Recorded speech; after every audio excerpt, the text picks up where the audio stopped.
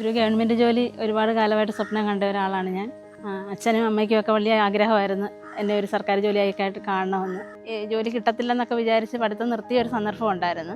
ആ സമയത്ത് വെള്ളപ്പൊക്കം, വീട് കീട്ടി കയറുന്നതിന് മുമ്പ് ഞാനും കുഞ്ഞും എൻ്റെ വീട്ടിലങ്ങ് പോയി. പിന്നെ കുറേ പുസ്തകങ്ങളും പഠിച്ച കുറേ എല്ലാ സാധനങ്ങളും അങ്ങ് നഷ്ടപ്പെട്ടായിരുന്നു. അതുകൊണ്ട് ഒരുപാട് 5-6 മാസം താമസിച്ചാണ് പിന്നെ റാങ്ക് ലിസ്റ്റ് വന്നത്. NCA സ്റ്റേറ്റ് വൈഡ് NCAയിൽ 1ാം റാങ്കും ജനറൽ ലിസ്റ്റിൽ 3ാം റാങ്കും വാങ്ങിക്കാൻ സാധിക്കുകയും ചെയ്തു. അത് വളരെ സന്തോഷം. മോളെ ലാഭമില്ലാതെ നല്ലോണം കഷ്ടപ്പെട്ട് പഠിച്ചതിൻ്റെ പ്രതിഫലമാണ് നമുക്ക് ഒരു റാങ്കിന് നല്ലൊരു ജോലി കിട്ടാൻ നമുക്ക് അവസരം കിട്ടിയത്. എനിക്കതിൽ സന്തോഷമേ ഉള്ളൂ. ഞാൻ കുറേ കാലമായിട്ട് PSCക്ക് വേണ്ടിയിട്ടൊക്കെ ട്രൈ ചെയ്യുന്നുണ്ടായിരുന്നു. പക്ഷേ ജോലി കിട്ടത്തില്ലെന്നൊക്കെ വിചാരിച്ച് പഠിത്തം നിർത്തിയ ഒരു സന്ദർഭം ഉണ്ടായിരുന്നു. അതിനുശേഷം ജോലി അത്യാവശ്യം ജോലി നേടിയേ തീരൂ എന്നുള്ള ഒരു ഘട്ടം വന്നപ്പോൾ പിന്നീട് പോയി പഠിക്കാനുള്ള സാഹചര്യമൊന്നും ഇല്ലായിരുന്നു.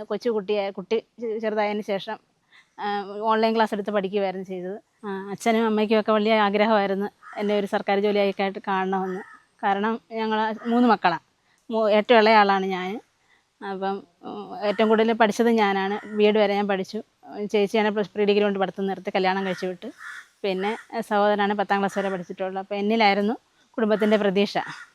ഡിഗ്രി കഴിഞ്ഞ് B.Edന് പോവുകയും അതിനുശേഷം പ്രൈവറ്റ് സ്കൂളുകളൊക്കെ ജോലി ചെയ്യുകയൊക്കെ ചെയ്തു. അപ്പം കുറച്ചൊക്കെ നമ്മൾ വിചാരിക്കും ക്ലാസ്സിനൊക്കെ പോയാൽ ഉടനെ ജോലി കിട്ടും. ആദ്യമൊക്കെ നമ്മൾ അങ്ങനെയാണ് വിചാരിക്കുന്നത്. ക്ലാസ്സിന് പോയ ഉടനെ ഏകദേശം ഒരു കുറച്ച് നാൾ കഴിയുമ്പോഴത്തേക്ക് ജോലി കിട്ടും എന്നുള്ളൊരു വിശ്വാസത്തിലാണ് ക്ലാസ്സിലൊക്കെ ജോയിൻ ചെയ്ത് പഠിച്ച് പോയി പരീക്ഷ എഴുതുമെന്നല്ലാതെ അതിനെ കൂടുതലായിട്ട് സമയം മെനക്കെട്ട് പഠിക്കുകയൊന്നും ചെയ്തിട്ടില്ല ആ സമയത്തൊന്നും.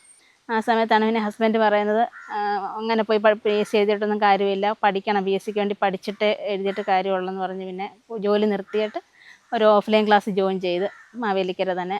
2014 LGSനകത്താണ് ഞാൻ ലിസ്റ്റിൽ ആദ്യമായിട്ട് വന്നത്. അപ്പോൾ അതിൽ വലിയ സന്തോഷമായിരുന്നു. ആലപ്പുഴ ജില്ലാ ഓഫീസിൽ വെരിഫിക്കേഷനൊക്കെ കഴിഞ്ഞ് സർട്ടിഫിക്കറ്റൊക്കെ കിട്ടിയപ്പോൾ നമ്മുടെ വിചാരം ആ ജോലി കിട്ടും എന്നൊക്കെ പ്രതീക്ഷിക്കും. അതിനുശേഷം അതിനകത്ത് ജോലിയൊന്നും ആയില്ല. പിന്നീട് 2016 UPSC എക്സാമാണ്. ആ സമയത്ത് ഇച്ചിരി നന്നായിട്ട് പഠിക്കുകയും എഴുതുകയൊക്കെ ചെയ്ത്. പത്തനംതിട്ട ജില്ലയായിരുന്നു വെച്ചിരുന്നത്. റാങ്ക് ലിസ്റ്റ് വരികയും ചെയ്തു. അപ്പോൾ നമ്മുടെ കാറ്റഗറിയിൽ 8ാമത്തെ ആളായിരുന്നു ഞാൻ. അപ്പോൾ അതുകൊണ്ട് കിട്ടുമെന്ന് ഞാൻ പ്രതീക്ഷിക്കുകയും ചെയ്തു. 2018 ഒരു വലിയ വെള്ളപ്പൊക്കം വന്ന സമയത്തായിരുന്നു ഈ UPSC ഇൻ്റർവ്യൂ ആലപ്പുഴ തിരുവനന്തപുരത്ത് വെച്ച് നടന്നത്. 6-7 മാസത്തോളം ഗ്യാപ്പ് വന്ന് റാങ്ക് ലിസ്റ്റ് വന്നു കഴിഞ്ഞപ്പോൾ പിന്നെ കുറച്ച് നാൾ കഴിഞ്ഞപ്പോൾ ഈ കൊറോണ വന്നതും, കൊറോണ സമയത്ത് സ്കൂളിലൊന്നും നിയമനം നടന്നില്ലായിരുന്നല്ലോ. അപ്പോൾ പിന്നെ കുറച്ച് പേരെയൊക്കെ എടുത്തുള്ളൂ ആ ലിസ്റ്റിൽ നിന്ന് കിട്ടുമെന്നൊക്കെ വിചാരിച്ചിട്ട് കിട്ടിയില്ലായിരുന്നു. പിന്നെ സത്യത്തിൽ പിന്നെ പോയി പഠിക്കാനുള്ള സാഹചര്യമില്ല. കുഞ്ഞിനെ നോക്കണം, അമ്മയ്ക്കും ചേട്ടനും ജോലിക്കൊക്കെ പോകേണ്ടത് കൊണ്ട് പിന്നെ ക്ലാസ്സിനൊന്നും പോകാനുള്ള സാഹചര്യമില്ലായിരുന്നു. അങ്ങനെ കുറേയധികം ലിസ്റ്റിലൊക്കെ വന്നിട്ടും ജോലിയൊന്നും ആകാതായപ്പോഴത്തേക്കിന് പിന്നെ അങ്ങോട്ട് പഠിക്കാനും ശരിക്കും പറഞ്ഞു കഴിഞ്ഞാൽ ഇനിയും ഒരു പ്രതീക്ഷയില്ലല്ലോ എന്നൊക്കെ ഉള്ളൊരു പ്രതീക്ഷ പോയൊരവസ്ഥയൊക്കെ വന്നിരുന്നു. ആ സമയത്ത് വെള്ളപ്പൊക്കം കുഞ്ഞ് ചെറുതായപ്പം വീട് കീട്ടി കയറുന്നതിന് മുമ്പ് ഞാനും കുഞ്ഞും എൻ്റെ വീട്ടിലങ്ങ് പോയി. പിന്നെ വെള്ളം പെട്ടെന്ന് കയറി അലമാരിയൊക്കെ മുങ്ങത്തക്ക പകുതിയൊക്കെ അകത്തൊക്കെ രൂപത്തിൽ ആയി വെള്ളം. പിന്നെ കുറേ പുസ്തകങ്ങളും പഠിച്ച കുറേ എല്ലാ സാധനങ്ങളും അങ്ങ് നഷ്ടപ്പെട്ടായിരുന്നു. കുറേയൊക്കെ നഷ്ടപ്പെട്ടു. പിന്നെ പഠിക്കാനായിട്ടൊരു പുസ്തകം പോലും ഇല്ലാത്ത രീതിയിലല്ല വെള്ളം കയറി. കുറച്ച് ദിവസം കഴിഞ്ഞാൽ പിന്നെ വീടൊക്കെ ക്ലീൻ ചെയ്യാൻ വരുന്നത്. അപ്പോഴത്തേക്കിന് വെള്ളം കയറി എല്ലാം അങ്ങ് നശിച്ചു പോയായിരുന്നു. പിന്നെ അതിന് ശേഷമാണ് നമ്മുടെ ഈ പ്രസ്താവന രീതിയിലൊക്കെ ഉള്ള പരീക്ഷ വന്നപ്പോൾ പിന്നെ എനിക്കൊന്നും എഴുതിയെടുക്കാൻ പറ്റിയില്ല. പിന്നെ എക്സാമിന് ചെന്നാൽ ഒരെണ്ണം പോലും എനിക്ക് അറ്റൻഡ് ചെയ്യാൻ പറ്റാത്ത ഒരവസ്ഥ വന്നു. പിന്നെ അതുപോലെ ലിസ്റ്റിലൊക്കെ വന്നത് കാരണം എല്ലാവർക്കും അറിയാം കുഞ്ഞിനെയും കൊണ്ടൊക്കെ ഇൻ്റർവ്യൂവിനൊക്കെ പോയത്. ബന്ധുക്കാർക്ക് സുഹൃത്തുക്കൾക്കൊക്കെ അറിയാം. അവരൊക്കെ ചോദിക്കും, ഇത് ഇൻ്റർവ്യൂവിന് പോയ ജോലിയൊന്നും ആയില്ലേ, ജോലി കിട്ടാറായില്ലേ എന്നൊക്കെ ചോദിക്കുമ്പോൾ നമ്മൾ ശരിയാകും കിട്ടുമെന്നൊക്കെ അവരോട് പറയുമെങ്കിലും ലിസ്റ്റിൻ്റെ സമയം കഴിയുമോറും നമുക്ക് ഒരു വിഷമമായിരുന്നു, കിട്ടുമോ കിട്ടത്തില്ലയോ എന്ന്. അങ്ങനെ ആ ലിസ്റ്റിൻ്റെ കാലാവധി കഴിഞ്ഞു, ജോലി കിട്ടിയില്ല. പിന്നെ എല്ലാവരും ഇപ്പോഴും അവർക്കറിയില്ലല്ലോ, ചോദിക്കുന്നവരെ വീണ്ടും ചോദിക്കും. ഓരോ പരിപാടിക്കൊക്കെ പോകുമ്പോൾ എല്ലാവരും ചോദിക്കും ജോലിയായോ എന്ന് ചോദിക്കും. അതൊക്കെ നമുക്ക് എനിക്ക് വലിയ വിഷമമായിരുന്നു. എല്ലാ LGS LD എല്ലാം അതൊന്നും മാറ്റി വെച്ച് LP UPക്ക് മാത്രം ഒന്ന് പ്രിപ്പയർ ചെയ്യാന്നുള്ളൊരു ചിന്ത വന്ന് അതിന് വേണ്ടിയിട്ട് ഞാൻ ഓൺലൈൻ ക്ലാസ് നോക്കി. ഓൺലൈൻ ക്ലാസ് നോക്കണമെങ്കിൽ ഏത് ചൂസ് ചെയ്യണം എന്നുള്ളൊരു കൺഫ്യൂഷൻ വന്നപ്പോൾ ഞാൻ യൂട്യൂബിൽ ഓരോ ക്ലാസ്സുകൾ ഓരോ ഓൺലൈൻ പ്ലാറ്റ്ഫോം ഓരോ ക്ലാസ്സുകൾ ഓരോരുത്തരെയൊക്കെ കണ്ടു നോക്കി. കണ്ടപ്പോൾ എനിക്ക് ഇഷ്ടപ്പെട്ടത് എൻട്രിയുടെ ക്ലാസ് ആയിരുന്നു ഇഷ്ടപ്പെട്ടത്. അതുപോലെ പ്രദീപ് സാറിൻ്റെ മോട്ടിവേഷൻ വീഡിയോ, അതുപോലെ നമ്മുടെ സുജയ് സാറിൻ്റെ, പിന്നെ മലയാളത്തിൻ്റെ ഒരു സാറുണ്ട് ശ്രീനിധി എന്ന് പറഞ്ഞൊരു സാറ്, ആ സാറിൻ്റെ ക്ലാസ്സും വളരെ നല്ല ക്ലാസ്സാണ്, എനിക്ക് ഇഷ്ടപ്പെട്ടിട്ടുണ്ട്.